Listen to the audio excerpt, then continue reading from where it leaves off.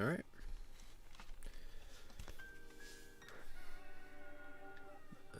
Aiming for finishing this today, but I doubt I will. So let's get to it.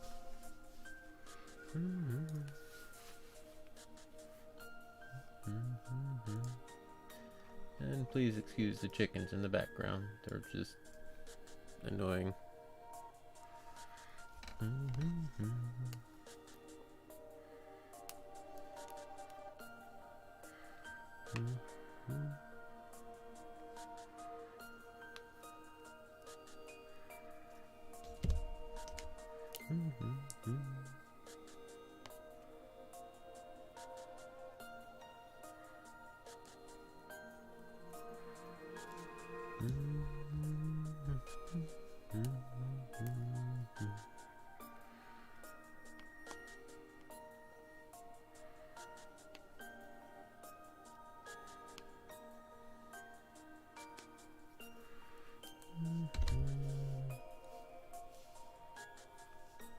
You.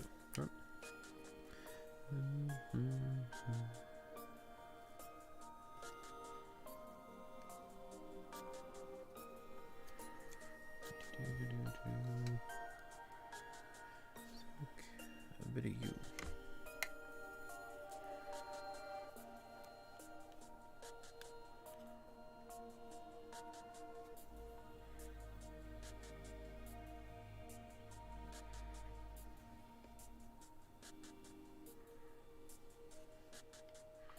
Alright, that should be enough to start with. We'll need the hair later, but we'll get to that when we get to that.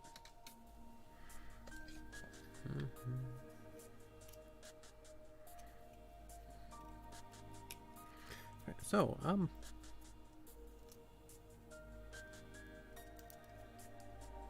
there we are.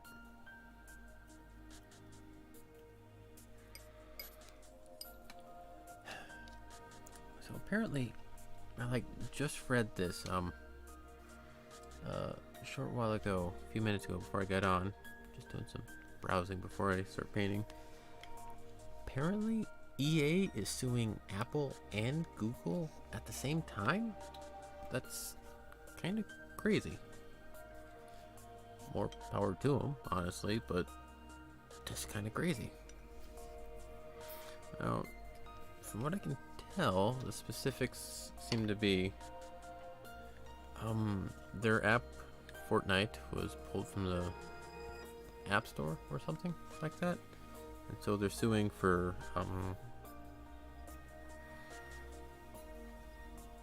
antitrust reasons or other. Like I said, I just found out about it, so that's weird. And honestly, antitrust is a big issue right now. It has been for a while, to be quite fair.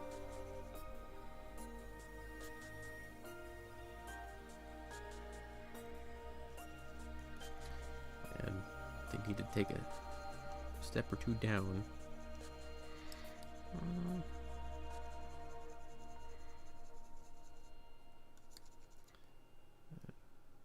Touch of white. Get that back up to color. There's one spot on the skirt that's off and bugging me. I'm gonna try and touch that up real quick before we get into the face. You can say procrastination and you wouldn't be wrong, but I just noticed it. So let's go and try and fix that up real quick. A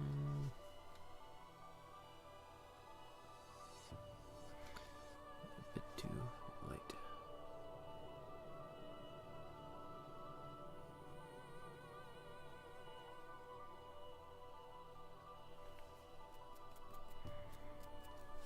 Alright, so touch that back up.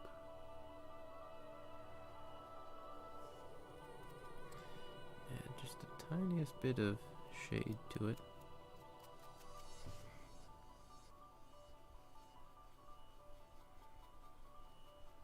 Should blend right back in.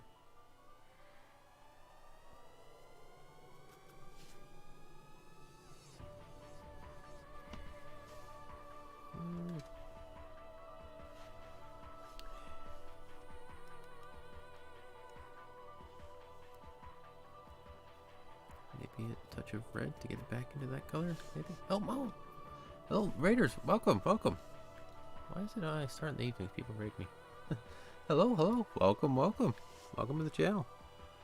Sorry, I didn't quite notice you at first. I'm not used to raids. Not just my little channel out here. Out doing bits of whatever. Not quite the right color I need. But yeah, welcome, welcome. I'm painting Beatrice the Elder.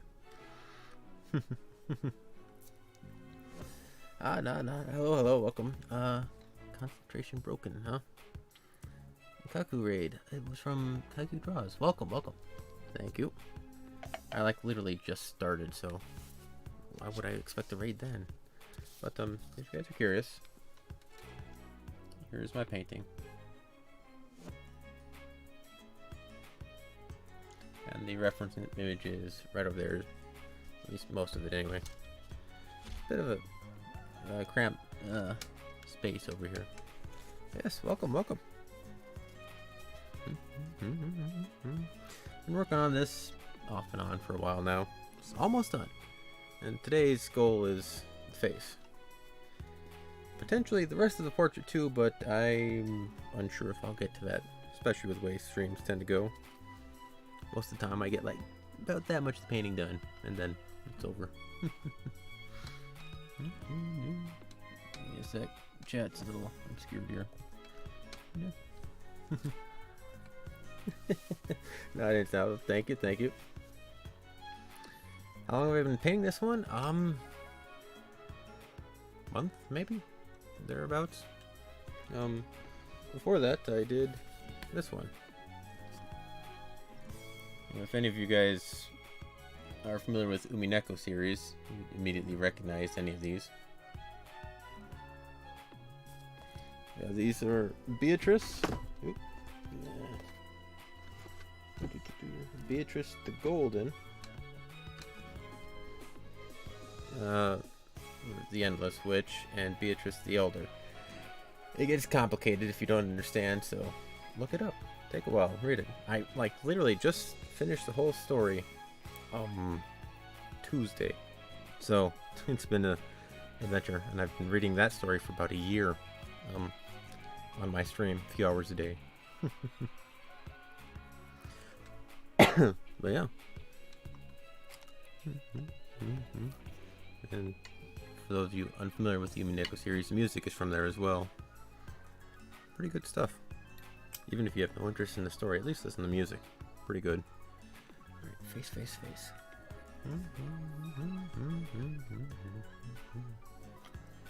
Alright, eyes. There.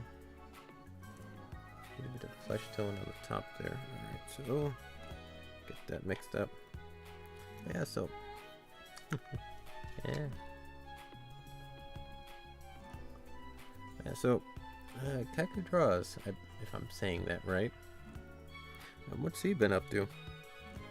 I've been trying to watch more streams than I have. I've had internet issues. I physically can't watch some of the streams. Resolution's too high. It doesn't physically load. So that's been fun, but recent events have changed it, so I can actually do that now, but I don't know who to watch. I'll give you guys a look-see after this. See what happens.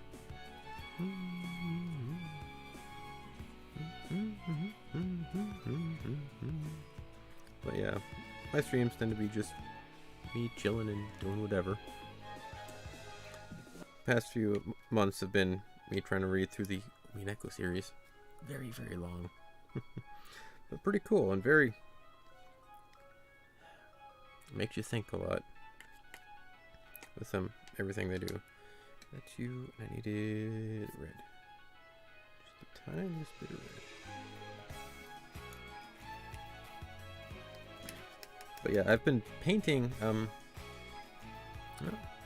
fish people. Oh, cool. Like Zazora or mermaids or like actual fish type people. Really cool. The illustrations I'm new to the in-depth art scene, though I've always been fascinated.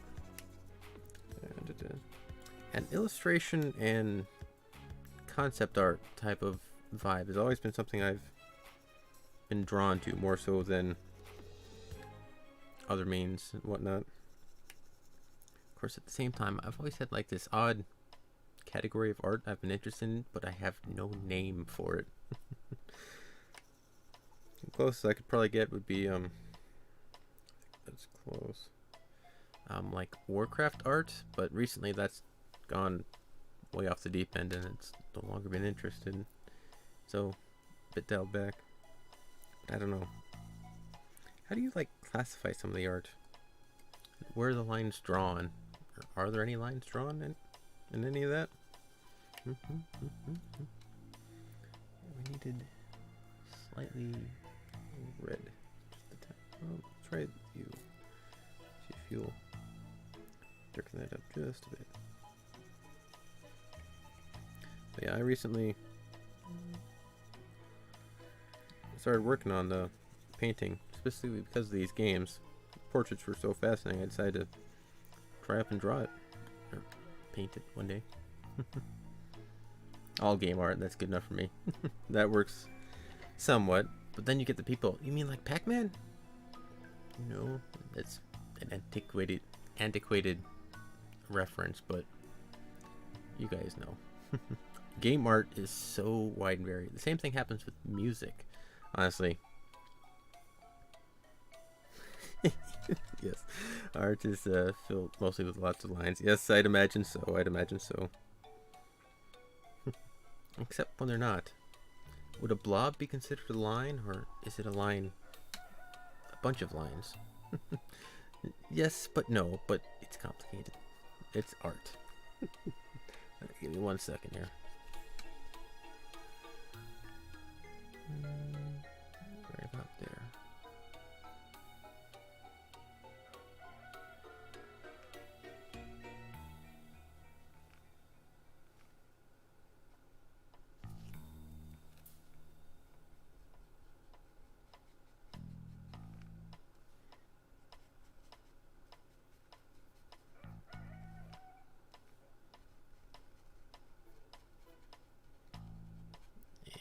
Just about out of paint art.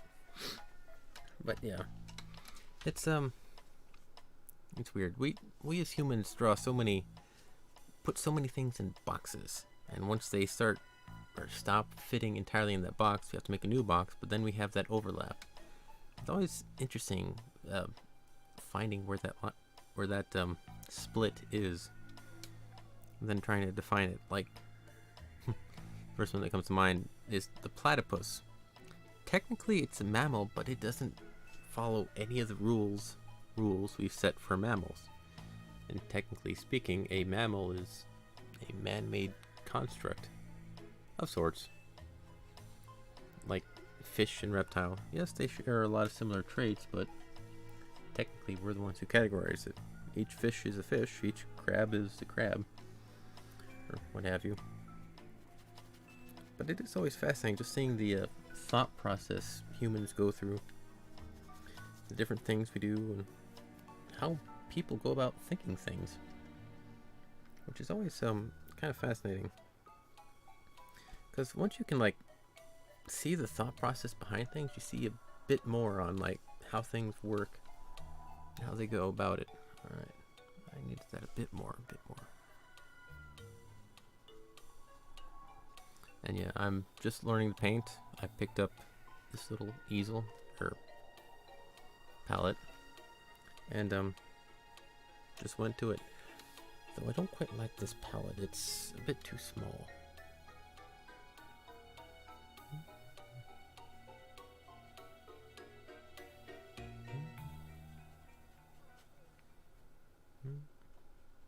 It's weird having a reference model without eyes, or right here. I get that a lot. I've even done some Bob Ross stuff. No, I even did an episode of if Bob Ross did 3D modeling. And I made a pumpkin. I completely improv the whole thing, and I ended up making a pumpkin. Go figure. But yeah, if you want to, you know what?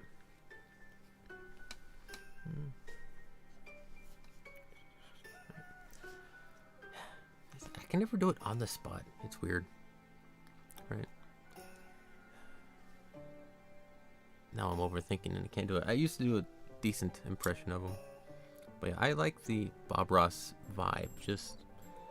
I've never been one for the over the top, oh my god, look at this, sick play, shit like that. I've always been more ambivalent, kind of neutral type of play. And honestly, I like being that way. I can observe things. It's always been digital kind of guy. Oh, cool. I used to be interested in the digital aspect, but I found I've a lot more, I resonate a lot more with the traditional means. I don't quite know what it is, but digital is just off in a way I can't place. Even though it's a lot more accessible and a hell of a lot cheaper, I still like the traditional ones. There's something just different about digital. Shotgun mic? No. Rode microphone. If you want, give me a sec.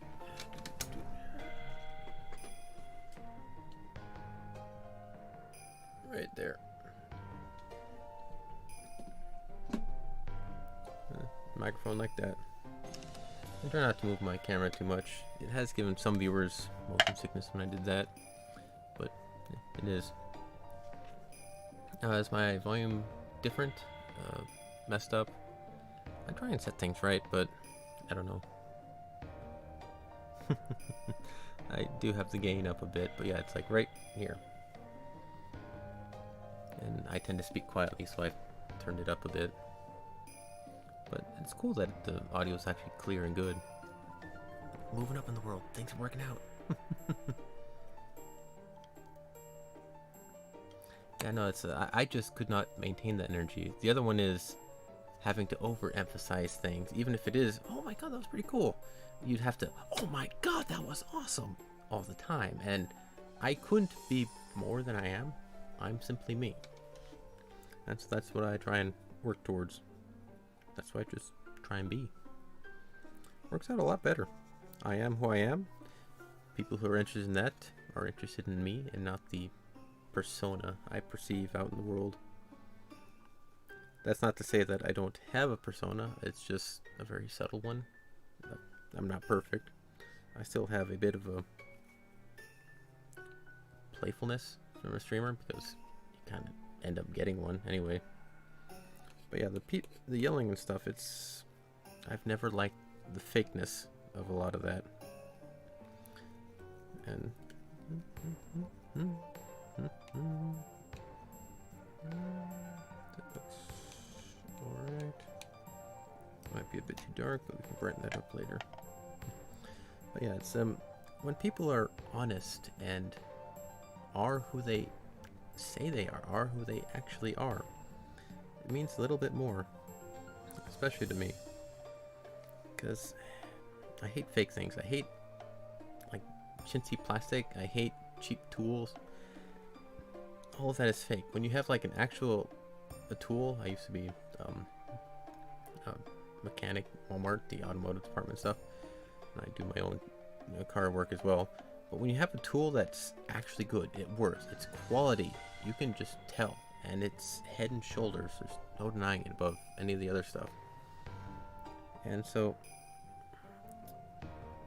I've always hated that cheap quality, and a lot of the internet nowadays is of that cheap fakeness.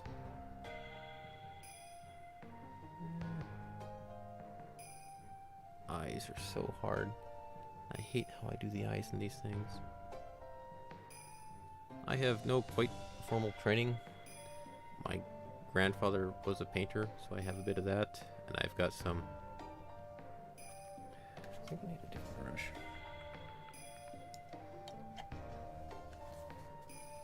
And so this is all basically self-taught stuff I'm going through. If you got any techniques, feel free to share them on me. But you can always tell. It's most of the time you can. Sometimes people can't toss you for a loop, but I thought you were like, nah, that's not me. But yeah, you can generally tell. Hell, I even remember, I think it was Mr. Rogers, who had a similar vibe. In his show, he was him.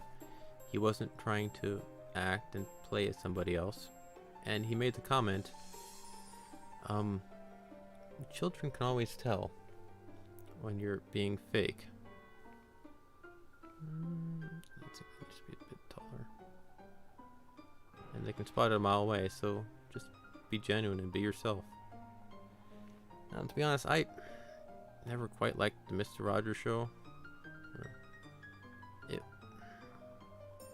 never quite fit with me, and I didn't watch it much. But I did watch a lot of PBS. Back in the day, my parents would pick me up at school and bring me to their shop. My folks made medieval armor, suits of reenactment, actual steel, helmets, balders, breastplate, vambrace, greaves, knees, pauldron, said that already. It's been a while, tassel, stuff like that. Gauntlets, septones, elbows, knees, and but they'd have to work late and do some stuff, so they'd sit me out in the office area, and I'd watch TV. But it was a old black and white TV with a turn knob that had 8 channels, and one of those channels was PBS. And so I would watch some of that stuff when I had the chance. Give me a moment. Paying attention here. But it was kind of fascinating watching things on black and white, and I have that experience nowadays. It's a much bigger eye. Why is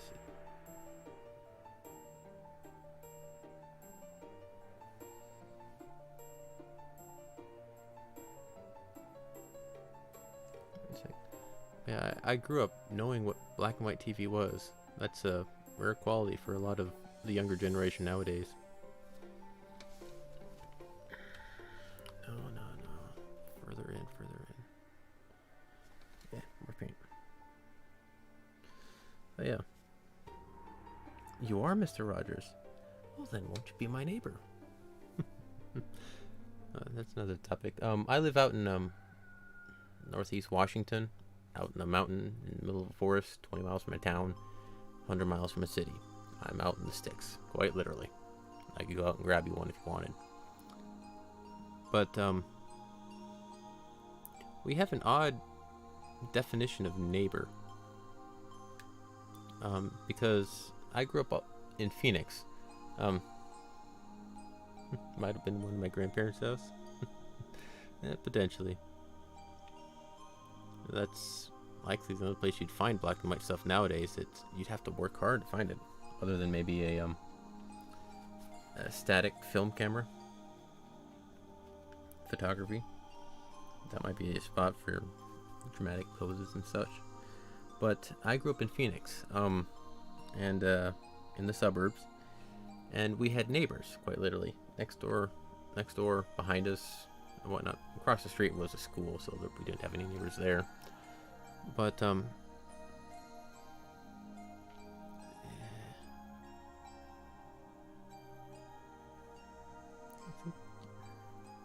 eyes look off. I'm just placing my eyes.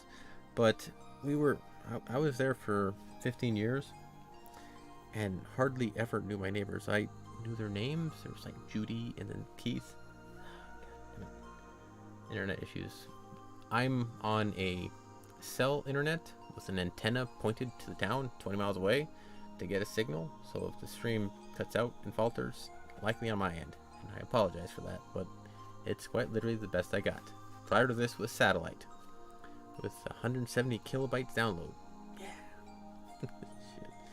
Anyway, back in Phoenix, we had neighbors, and I rarely saw them.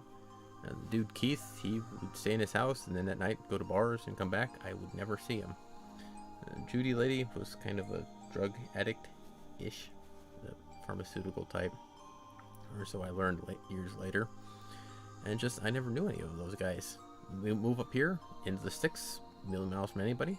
We've got a neighbor 2 miles down the road. Oh yeah, just come by, neighbor. I'll pull you out of the ditch if you need. If you get your truck stuck in there. We've got a neighbor halfway to town. We've got a neighbor the other way. We met because they got their car stuck, and we were able to pull them out of the ditch.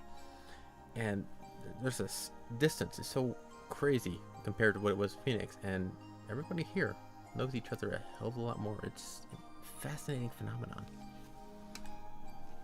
And that's blue with black. Go that. And it's quite interesting how just the way people work and the way people think and feel, and how society acts on societal norms, and what you think is a way, and it turns out it's something else. So give me a moment, working on the eyes.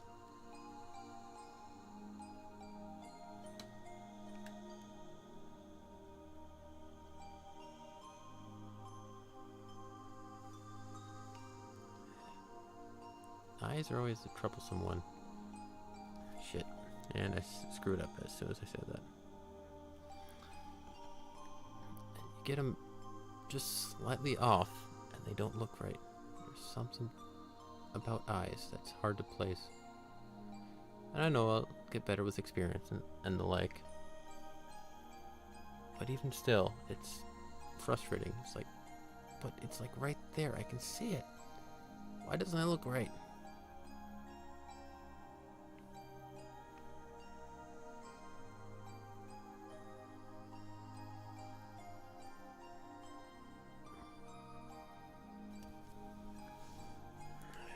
And she's looking off in a different direction. Shit. Eyes. But yeah, it's... And I grew up in Phoenix, the big city, and then we moved down here into the smaller city, and there's just so many odd little subtle differences that you don't quite think of. And at the time, I was a young kid, so I didn't quite realize how big the world was, any of that stuff. But one thing I was able to notice is, and my parents even brought it up too, nice. You can draw one eye, no problem whatsoever. Draw two eyes. Shit. But yeah, in the big city, in Phoenix, everything is a grid. A mile here, mile there, and stoplight everywhere. Traffic all over the place. But here, quite literally, in the city, over there, we have 2 stoplights total. We did have 3, but we took one out. I don't know why, but we took one out. And so that's how big the city is, or the town is. And, I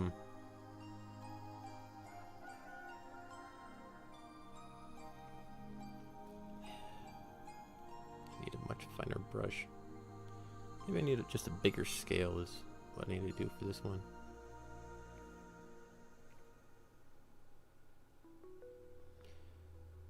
But, from the small town, and the paint's dry.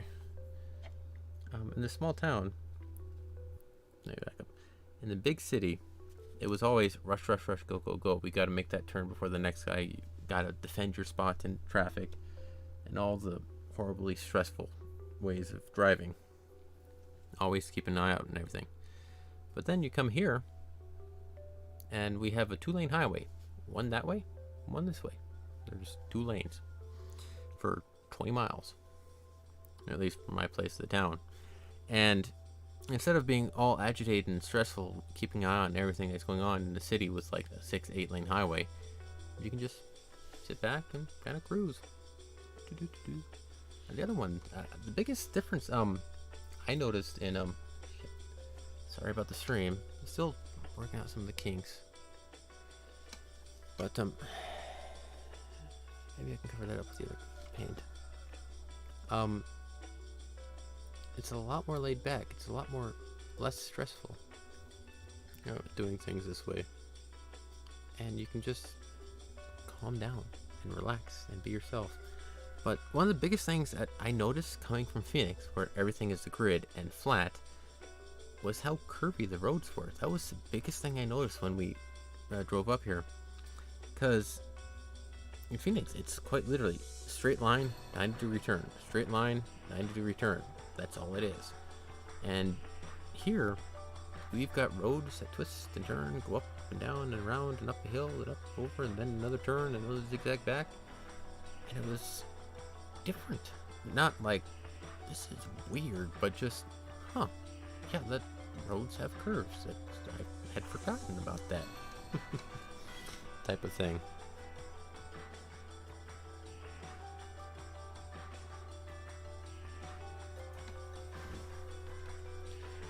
Those sides look decent. I gotta touch them up, thin the lines out a little bit, but I think they're okay. A bit more work, but it's a good base to work from.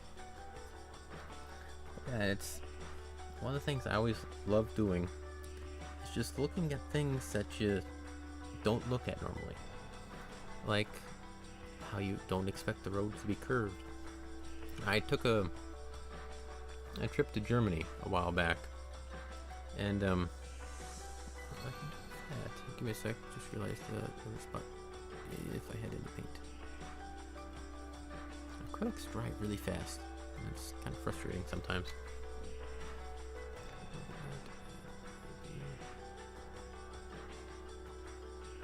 And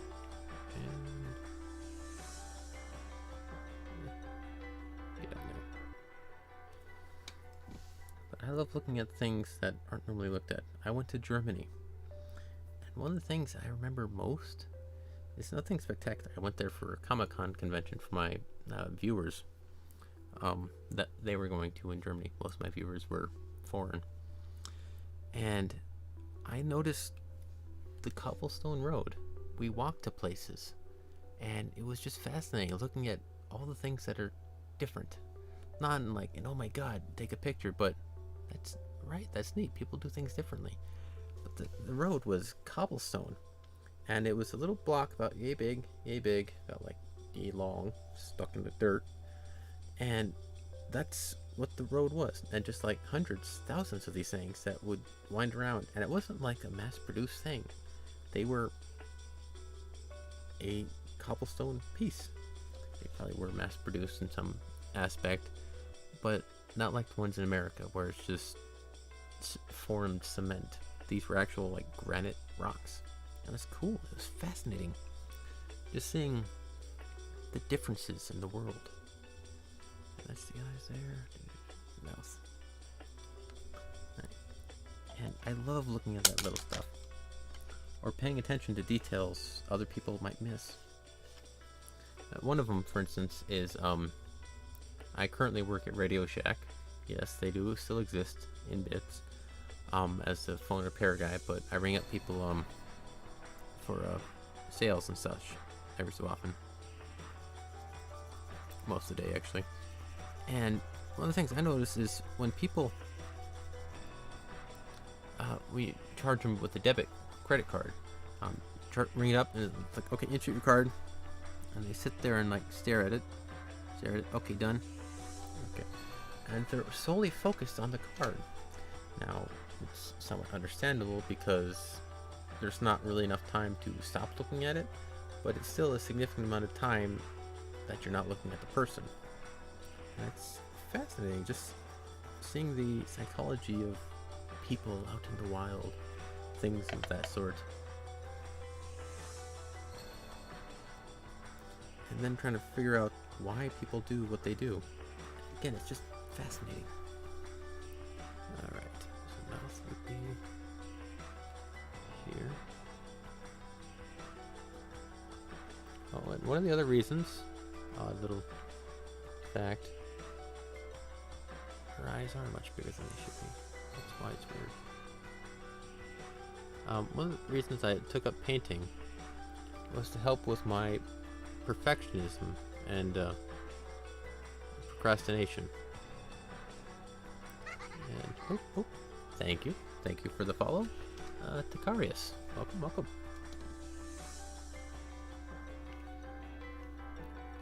Because I used to stress a hell of a lot over if this is something I should do, if it'll work out in the long run, all of that. And I never took risks. I never took chances because I couldn't afford to. Well, is philosophy not a form of art? I could put philosophy on there. Thought I might have. But yeah, it's. But. But my streams do end up rambling into philosophy every so often. But I never know where it's gonna take me. And I love that about these streams, because they go in directions I never would have really done myself. For instance, if I just... Oh cool, I apparently also have that talent. I've said quite a few names with some accuracy that people do. I myself have a name. In case you didn't know, I've got a name. It's like a real name, guys. But my name is Corey, spelled K-O-R-Y. Nobody ever spells it right the first time, and it's interesting watching people write it wrong and then recorrect it, and it's like C-O-R-E-Y, right? Nope, K-O-R-Y. Oh, okay. And then you scratch it out. And so I know what it's like having something done wrong, but not... Shit. I really wish my internet was better. Yeah, my internet is cell phone powered with a wing and a prayer 20 miles away. Normally it's actually really stable, but apparently in the evenings and the mornings it craps out like this. I apologize. It's literally the best I can do. Unless you would prefer I go back to satellite with 260 quality video. I literally did that. I streamed with oh, let's start to say. Let's go.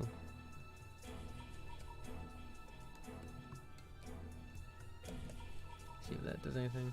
Probably not, but I used to stream videos I still stream videos at 3 in the morning, but I used to do it at 3 in the morning because satellite has a bonus hour time in the mornings. The off-peak hours where you get better, no people are using it, so you get better speeds. And that was literally the only time I could stream because it physically wouldn't work otherwise. That's whatever. Yep, that's the spelling, right?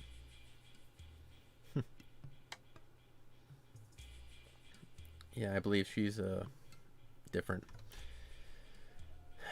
But now you've got me. Yeah, I think it's K-O-R-I is her name. I.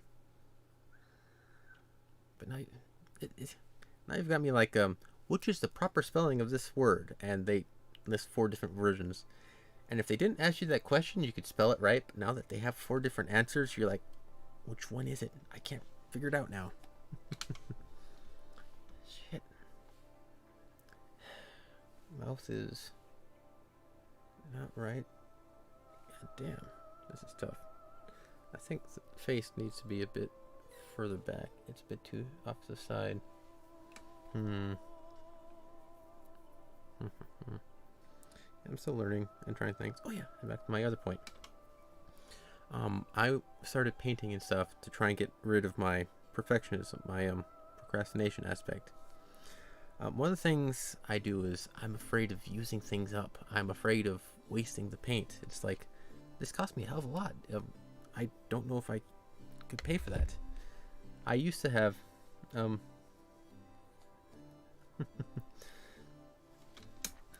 Yarakatunda, whatnot. I had a friend from not Brazil, Venezuela, back in elementary school. Topic off tangent, but we had a horrible Spanish teacher at the time. My friend literally lived in Venezuela. He spoke Spanish. He had family that only spoke Spanish. He spoke both. He literally lived in a country that spoke it. My Spanish teacher was giving him a D in class because he wasn't speaking the right Spanish. It was the wrong one. Therefore, he didn't know it, even though he knew it more than anybody else in that room. Quite literally. It was stupid. Give me a moment.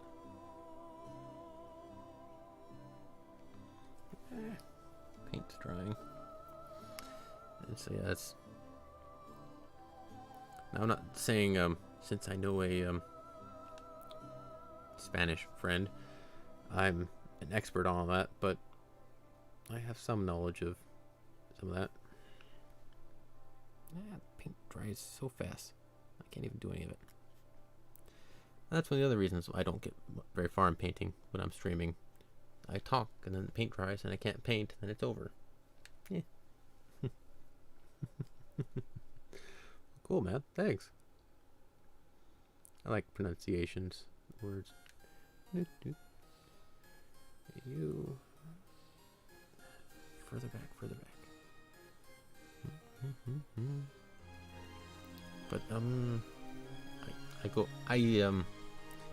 I start talking in random directions, so forgive me for just being sporadic like this.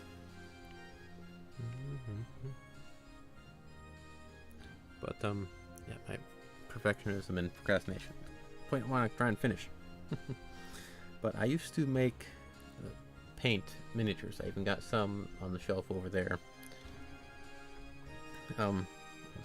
Looking at it as a hobby, but it got really expensive. Not the paint, but just the miniatures. Yes, acrylics. Naples yellow acrylic. I went and I was painting miniatures, and I did it in a chicken coop over there that we renovated. We cleaned out and redid, and so I'd go out there and do some painting, my hobby stuff, and then come in later on. But the winter came, and that wasn't quite good for living in. It was a hobby room for the summer and type stuff. So I went back inside the main house, and over the winter I had left my paint back there, and I came out later and it was all frozen. But it was frozen in the weirdest way. It was frozen in small little orbs in the paint. The paint was okay. Then you try painting with it, and you'd have little flecks all over it. And I had that because I was afraid of using the paint. Afraid of like using up the good colors. I need to make sure everything is just right before I use it. Turns out I ended up wasting all of it because I couldn't use any of it anymore. And in my fear of not wanting to waste it, I wasted all of it. So now what I'm trying to do is I went out, bought some paints, just a couple of basic ones to get me going, a couple of paintbrushes, spent a lot more money than I wanted to really, and then just went with it. And now if I don't use it, I will be wasting money, and using it up is the entire point of having it in the first place. So that's what I'm doing. I'm painting, I'm wasting paint, I'm wasting everything, but that's a good thing. It's progress. If I didn't do it, if I didn't waste the paint like I am, I would not have had this picture. It's just different ways of going about things. And shit, I just painted on the tapestry. Alright, let's go fix that. I just need... That's not supposed to be there. Just FYI. So let's see if I can... Probably gonna use this brush again. But I do need black, which was this one, and some white. Yeah, see? And making mistakes. This is actually a perfect example of something I'm trying to overcome. It's never a waste. It can be, but yeah, you're right. It's never quite a waste. You always get an experience. You made something. Even if it's a horrible, worthless drawing and you hate everything about it, it still was something that you made. You still accomplished something, which is really cool. Practice, not either way. Yeah, exactly. And I was in the habit of, I've got to make it right. I've got to make it perfect. And if it wasn't perfect, I hated it. Which, as you can imagine, ended up with me not doing a hell of a lot. Spending a lot of time on things, and then not actually ending up with anything. Which led to a depression, if you are curious. But You get over it. You get through it. Alright, so let's start with the black. Go from there. But yeah, it's as long as you can keep going, keep improving, keep trying, you can always do more. Do it again. And I was also stuck in the wrong mindset of, if you screw it up, that's it, it's over, it's wrong. Which in itself is a wrong mindset. I quite literally have just made, accidentally, an odd little mark right in your armpit area. But that's okay. It's paint. I can paint over it. I can do it again. There's multiple layers. There's no undo in the real world. So just keep going. Make it your own. And one of the other things I'm trying to do is, it's kind of become a bit of a motto recently, but let chaos into my life. Let the unpredictable happen. Which again is one of the reasons I like going off on weird tangents on stream. It's give me one moment. I like how these streams, they go all over the place. I have no idea where any of them are ever going to go because of who shows up, who doesn't show up, what's up there and whatnot. And if I were to just set schedule, paint at 7 o'clock, talk about bears at 5 o'clock, do this, do that, do color theory on today, that's all that would ever happen and nothing else. But if you just kind of say, we're going to go painting today, see what happens, I get rated by people, wonderful people, by the way. I get talking about philosophy, color television, things like that. And it's just fascinating and cool. I like that aspect. You go off on weird tangents and different things, and you let a little bit of chaos into your life, and it leads you into interesting places. Now, as a addendum, it's not to let chaos lead your life, and okay, I have to do chaos, go do random shit. No, it's let the unpredictable happen sometimes. Let it lead you there, but keep your head on so it doesn't lead you too far.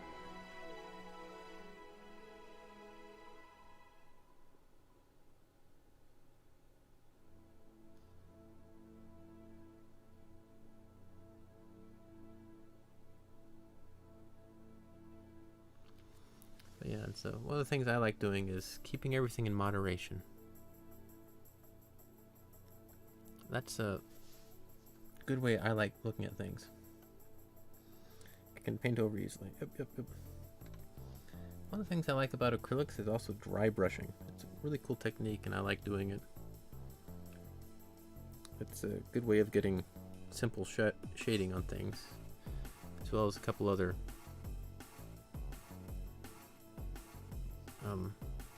differences and things. Alright, and there we go.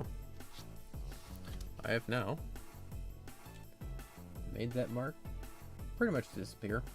You can kind of see in the camera there's one spot that needs a bit of touch up. Yeah, there you go. Problem solved. And look about that. And one of the other things I've learned in my many years of living is worrying is pointless unless you do something about it. Worrying does serve a function. Yeah, see, that was fast. If I sat here going, oh my god, I screwed up, what the hell am I gonna do? How am I gonna, okay, maybe I can, and you just sit there and worry, you'd spend, if you ever actually like stop and look at yourself and how you handle things, especially worry, you'd realize you spend more time worrying about things than if you actually just got up and do it.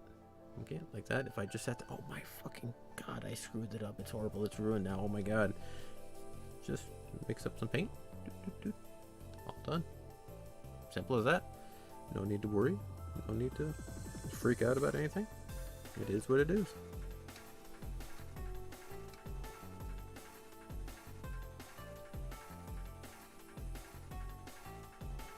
And there we go. Done. That's it.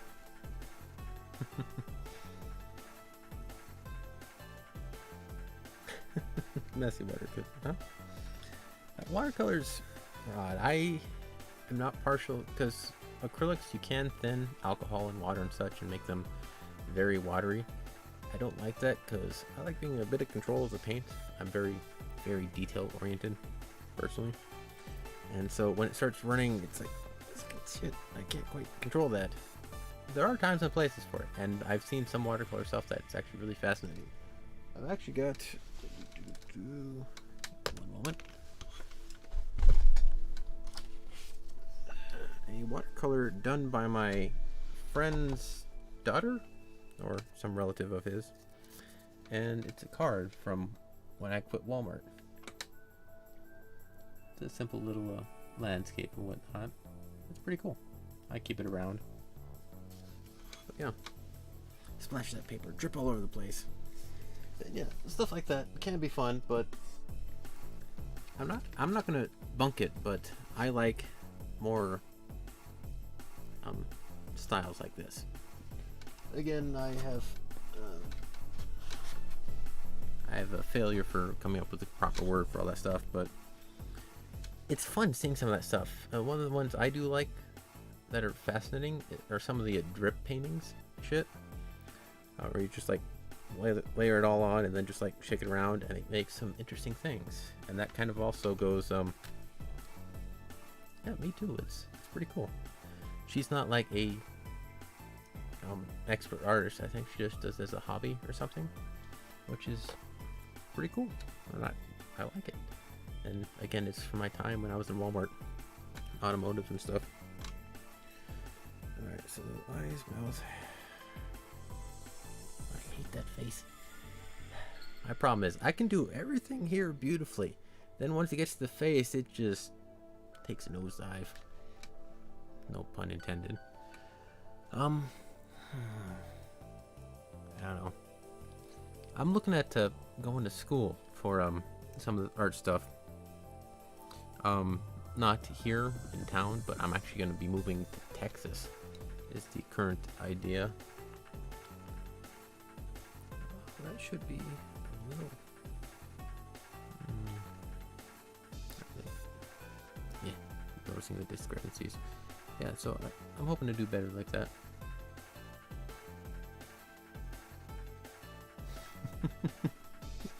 Be perfect looking art, but messy looking process.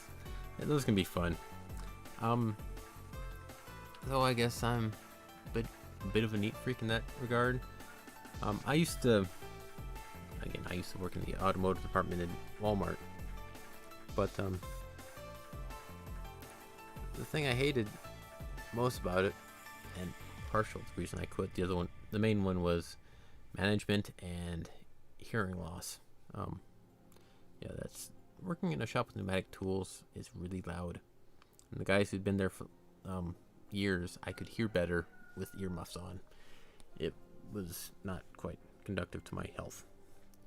But anyway, I would get oil and mess all over my hands. Take off an oil filter and just your hands now covered in oil. All that jazz. Which isn't all that fun. It's not bad. It's like, ew, gross oil. It's just like, it just never comes off. It's oil. It soaks. It stains. And at the time, I was working on sewing clothes for dolls. You see back here, I've got dolls. Dolphy Dream, Smart Doll, and the one on the far right, the dress down there, is the one I made by hand. But I couldn't do it. I couldn't work on it at work, in the lunchroom, the break room, where I had the time to do it. I'd have to thoroughly clean my hands and make sure they were spotless because oil will stain and you can't get oil out. And it was frustrating. And so I ended up just not doing it because I was afraid of staining it and permanently. Like you get 90% done and notice you had that one spot of oil that just, oh my, yeah. And again, getting away from perfectionism and stuff, and I was expecting a perfect one first shot. Actually came out pretty good and whatnot, but it took a while. And sewing by hand is very time consuming, very, very time consuming, especially on small scale stuff. But yeah, it's That's also kind of where my name came from, my username. Looking for craft because I knew I wanted to do something. This is not working out. Well, let's figure it out. Originally, I started this channel making doll clothes. I was going to sew and make custom dolls. Clothes for the dolls. Eventually worked on trying to make sculpting the dolls for custom orders for things. I know the process to do it, but it's kind of financially intensive to get into that field. So it didn't quite pan out, among other things. But I started looking at different crafts: sewing, chainmail, jewelry, sculpting, 3D modeling, voice acting, currently painting is what I've been doing. Yeah, that was too much.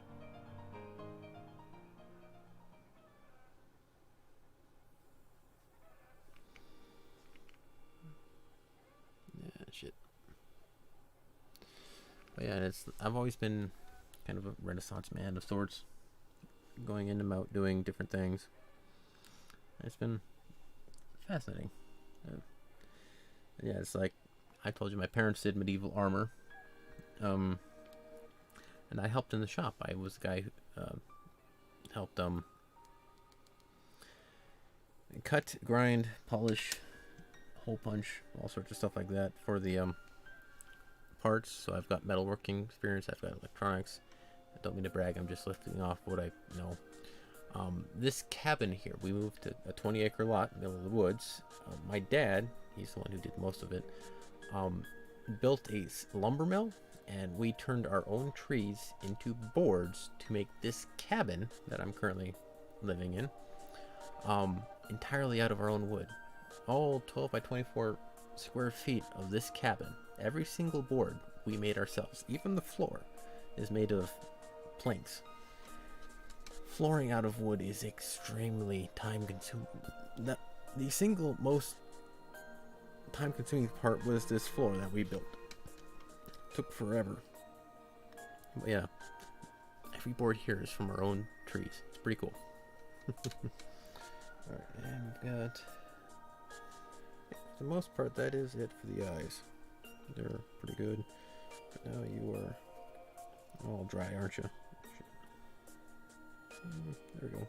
Maybe find some stuff in the corner there. But yeah,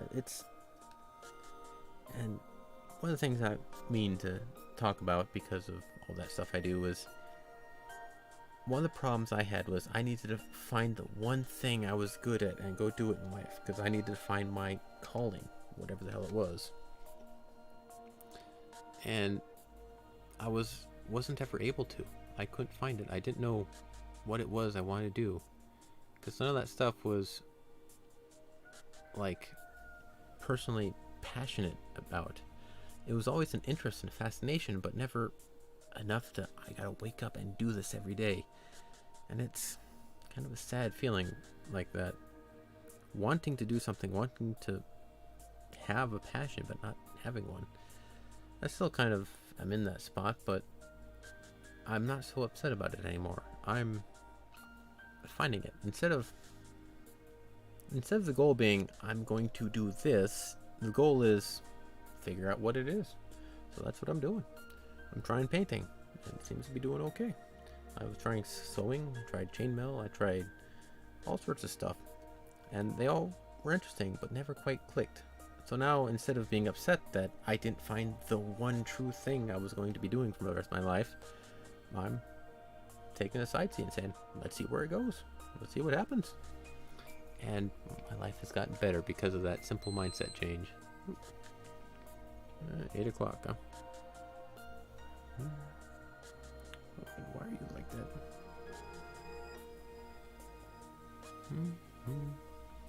Again, it's part of my fascination with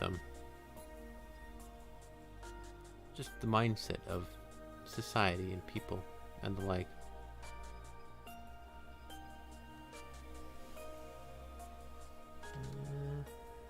That needs to be a bit more to the left.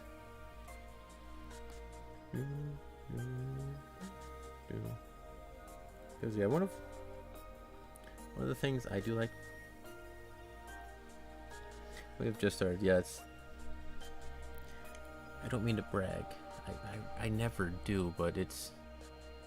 I've always been able to pick things up quickly, as you can tell from the multiple. And so that has always been a problem. I've always had a knack for doing things, but I've never had more than that. I've always been stuck at like level 1 of skill. Never been able to push it further. But yeah, it's. We're never good at anything. It's. I felt like I could be better, but I never was there, and it was this weird disconnect. I can't quite describe it. But yeah, when you first start, we're never quite all that good. And I guess that might have been actually part of it. I was believing myself to be much better than I thought I was.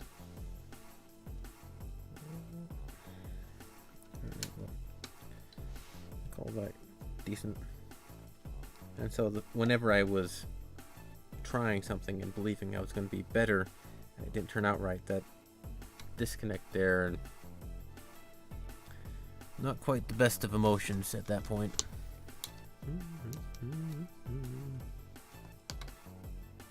That shit too much. Yeah, well, it's just pain. But yeah, and it's I've been through a depression. Wasn't fun, but it was actually a very big wake-up call to me and a very big turning point in my life, which I'm actually quite thankful for, honestly. Bear with me doing the eyes here. Yeah,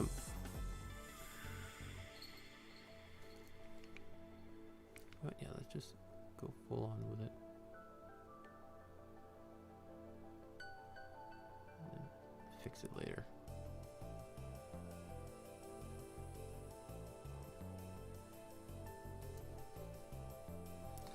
Yeah, I am actually quite glad that I went through all that. It shook me up, made me get rid of some of the beliefs that were holding me back, and got me around to a better place. But that wouldn't have happened if I didn't go through with that. Because yeah, it's one of the biggest realizations I had at the time of that was the belief that there wasn't anything I could do. I don't mean to make everything about all doom and gloom and shit, but it was a part of me. It was a part of my life. Shit, that eye's weird. But I was under the belief that this was 6 years after high school. No job, no car, no friends, no money, no nothing. And I was looking pretty bad, but I realized I was miserable because I wasn't letting myself see the options that were staring me in the face. I was thinking, this is all that the world is. This is the only thing that's out there. When if I took a step around, I'd see, no, it's not. I've got the entire fucking world out there. I could do things. If I wanted to, I could just put on a backpack, hike out in the middle of the woods, and go figure out what the hell's gonna go happen, and see where life takes me. I didn't do that, of course, but I did change my viewpoint, thinking, I'm stuck. This is all I've got. I can't do it. I don't have any money. I don't have a car. I can't do anything. And then realize I'm a dipshit. Go get a job. Go get a car.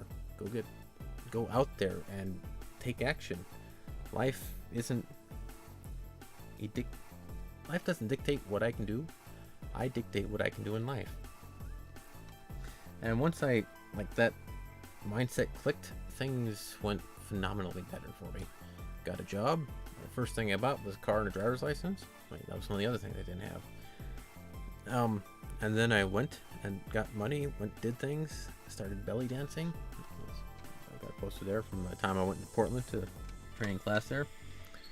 And met friends, did things, went to Germany, and helped build this cabin. It's like, once you shift your mindset and realize you are not as stuck as you think you are, things open up dramatically. And it's quite amazing, really. how much you hold yourself back.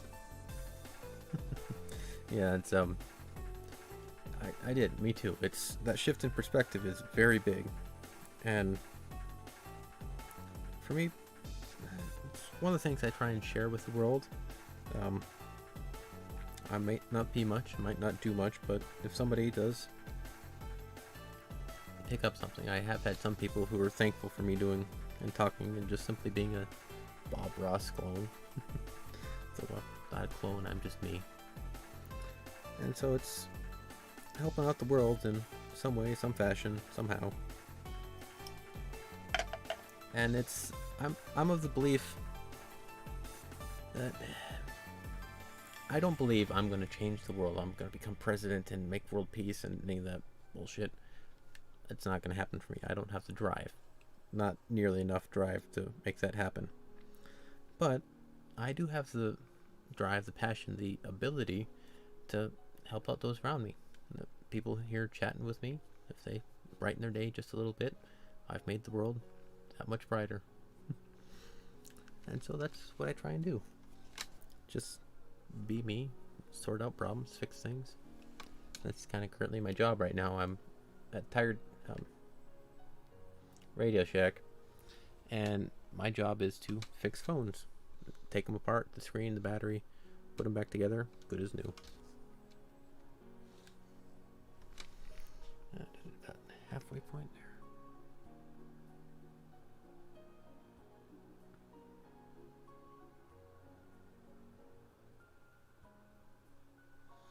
And so that's what I like doing. I like fixing things, problems, machines, components, people if I can. But it's what I do. I like helping. In gamer terms, I'm the support, the healer. Always have been. Well, that or the tank. I do enjoy doing those.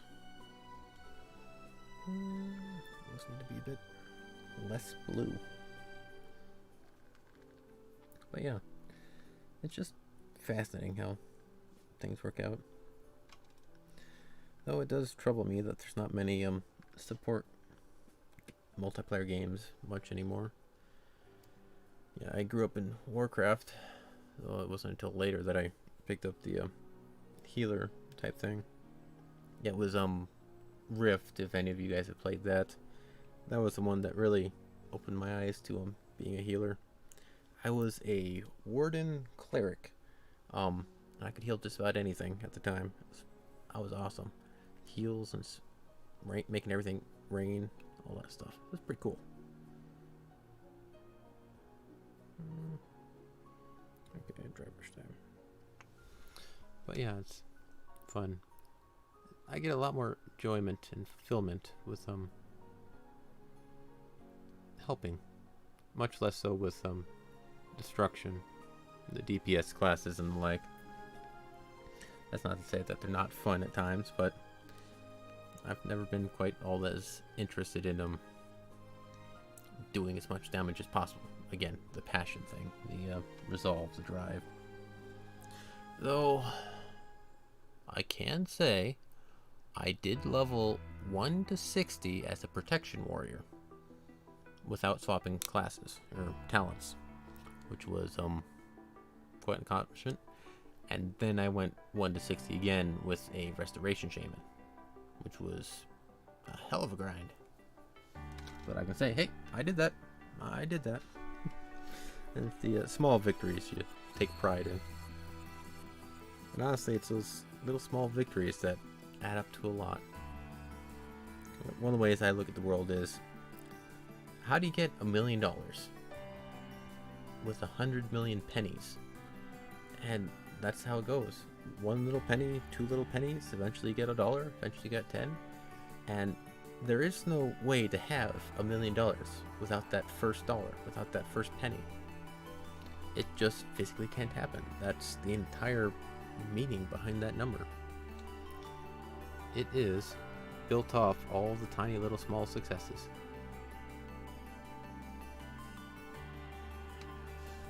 Alright. Those eyes don't look right. I'll work on it. But again, this is also one of the ways I'm working through things. My perfectionism, whatnot. It's like that painting right there. I did the face, and it still bugs the hell out of me because it's not right. But I'm going to accept that fact and finish it anyway, because I've got a hell of a lot of things that are mostly done, but I was too afraid or too unwilling to finish them up because I knew I'd do them wrong until they left unfinished. I'm gonna finish this eventually, but for the time being, it's kind of rough.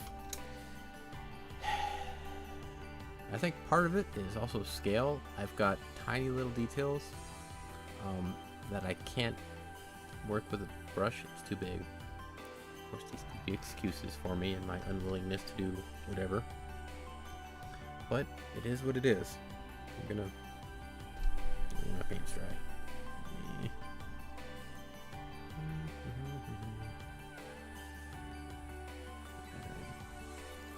That kind of does potentially work with that.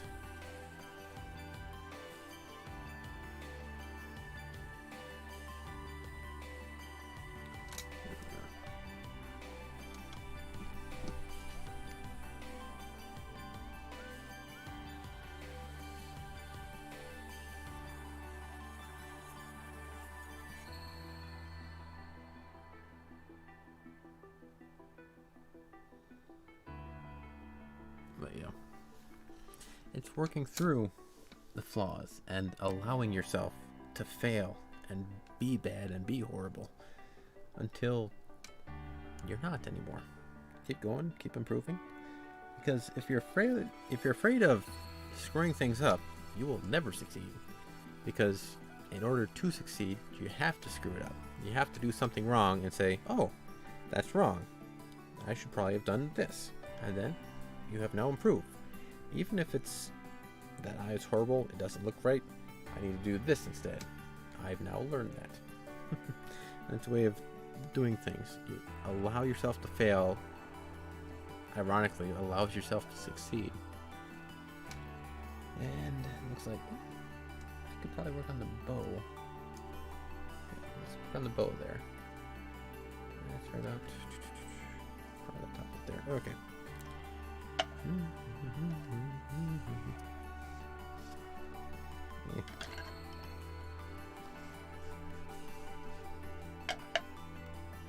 Well, I guess I'll put down. Maybe pick that back up. Alright, so the bow is a pale dark red. If that makes any sense.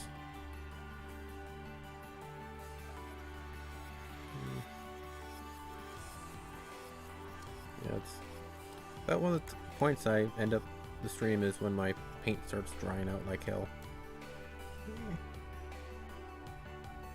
Because otherwise I have to sit here and clean it up. Alright, let's go to slight darkness to it. And over there. And that should be decent enough. Alright. And shift paintbrushes to the bigger one. And there we are. But yeah, we're probably gonna close up soon. Oh yeah, that bow's kind of a mess. Okay, let's see. Here, up here, there, and there, and there.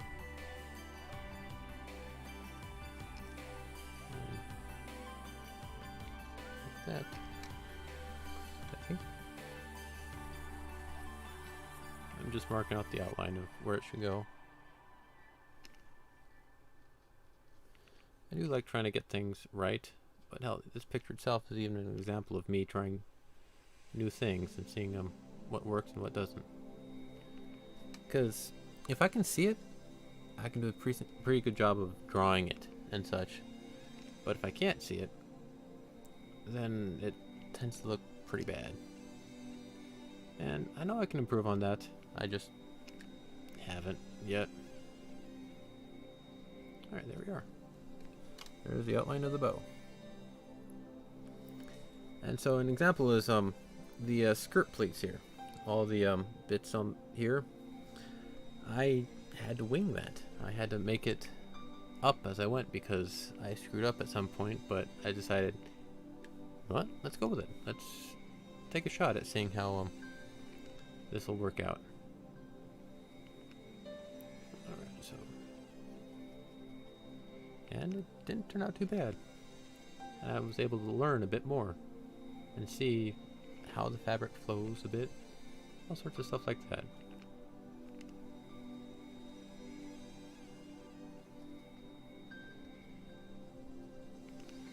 Alright, so I think I'm doing pretty decent on this bow. Let's see here. You there. You there. You. Fill you in a little. And there we go. Just bit by bit, stroke by stroke, we get a painting up and around. There we are. I'm going to fill in a couple of these spots over here. And then go back over it with a lighter color. And see where all we can go. Where this bow wants to take it.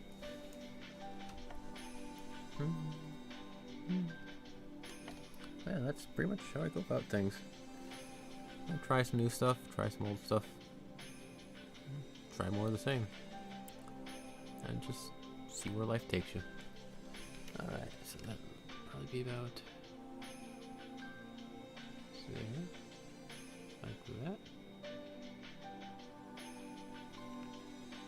Alright, and then there like that. And this one like that.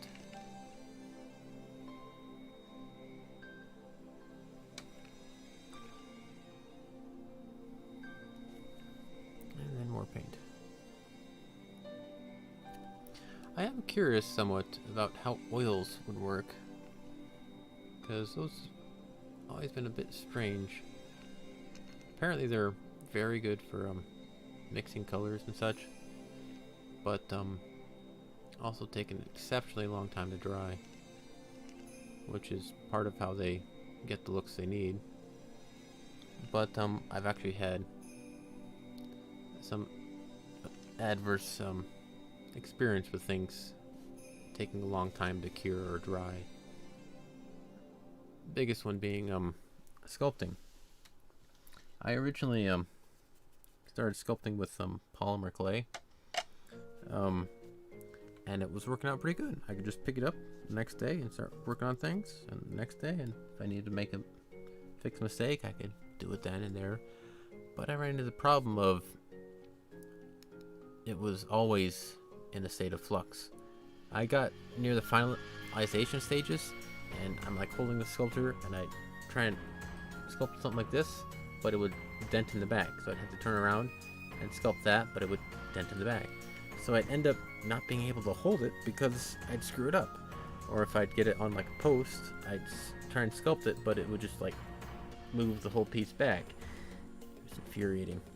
And that's when I learned sometimes always being able to undo is not a good thing.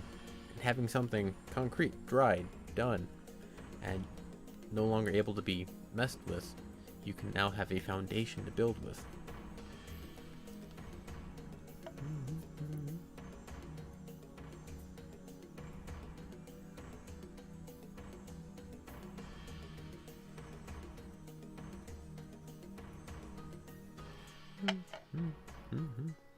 But yeah, so that's where I started taking more risks, because that was also, again, back when I was trying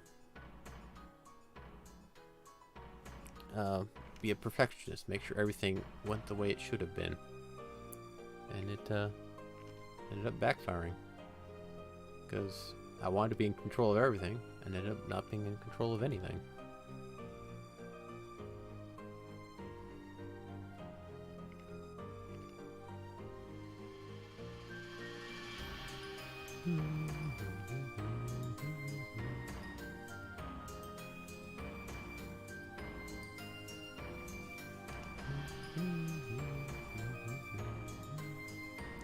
Sorry, it's just trying to focus here a bit.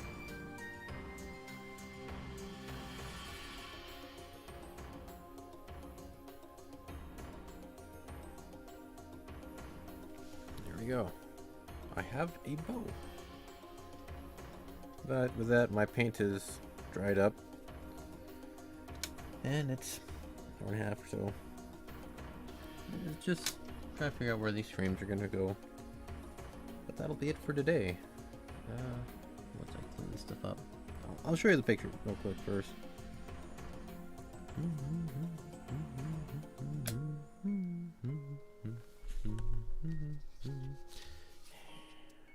Those eyes need work. The big part is the black outline I've got on them. That's what I've done so far today. Just a little bit more. Bit by bit, step by step. Progress will definitely be made. But yeah. Anyway, thank you again, guys, for being an interesting audience. All that jazz.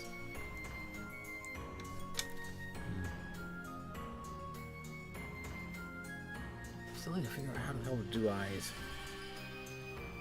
One of the tricks I did for a lot of the base layer stuff is I had a pencil sketch underneath of where things go, but I don't quite know how to do the eyes. I think that one might be a bit too low, and that one needs to angle up more. So I'll figure it out. One of the things is, don't be afraid to take a step back. You can start like getting in a frame of mind where you just trying really hard to get it, and then you stop and you're like, oh, there's the answer. My dad's actually really good at that. He does the thing where he comes up with answers in his sleep. I'm not kidding. He'll be trying to work on a problem, and just like day after day, and try and figure it out, like how to do it. And then he's like, okay, I'm just gonna go sleep. And then he'll wake up. I know how to do it. I got it. And it's like when he takes that step back and like lets his brain figure it out itself, things happen. He's really good at that. He does that quite often. It's kind of scary, actually. But yeah, that'll be it for today. So again, thank you for being with me. I'm gonna take off and see you later, guys. Well, maybe. I stream mostly. I don't know what my stream hours are anymore. Sunday through Wednesday are 4 a.m. to 6 a.m. And then Thursday, Friday, I do some evening streams, which are just whatever they happen to be. Because oftentimes I have internet issues. Anyway, take care, guys.